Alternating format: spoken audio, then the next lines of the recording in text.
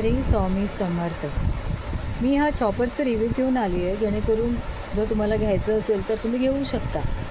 हा त्याचं प्रेसिंग हे आहे, यानेकडून प्रेस करून तुम्ही चॉप करू शकता. आणि हे आतले ब्लेड्स आहेत. हा मॅन्युअल चॉपर आहे.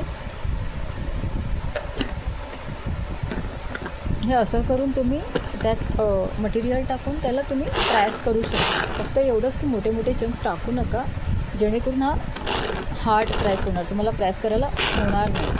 मला पण असं मी एक व्हिडिओ बघूनच हा मागवला होता, त्याच्यावरून हा नॉर्मल दाखवला होता प्रेसिंगमध्ये. पण जेव्हा मी मोठे मोठे चंक, मला घाई होती जरा कुठेतरी जायची, मोठे मोठे चंक्स टाकले तर प्रेसच होत नव्हतं. मग मला बाहेर काढून थोडे थोडे बारीक करून पीस टाकावे लागले, नंतर प्रेस झाला हा. सो तुम्हाला हवा तर तुम्ही इलेक्ट्रिक पण घेऊ शकता. इलेक्ट्रिक पण वेल अँड गुड आहे, पण हा पण मॅन्युअली चांगलाच आहे. इलेक्ट्रिसिटी वगैरे नसली तर हा तुम्ही वापरू शकता, तसं चांगलाच आहे, काय टेन्शन्स नाही आहे. आपण जेव्हा उत्तप्पा किंवा आपण बेसनचा पोळा वगैरे बनवतो, त्यात आपल्याला कांदा टमाटा एकदम बारीक लागतो, किंवा आपण जेव्हा रायतं बनवतो तेव्हा कांदा टमाटा एकदम बारीक लागतो, तर हा परफेक्ट आहे त्यासाठी. पण थोडं तुम्हाला छोटे छोटे चंक्स टाकावे लागते. थँक्यू.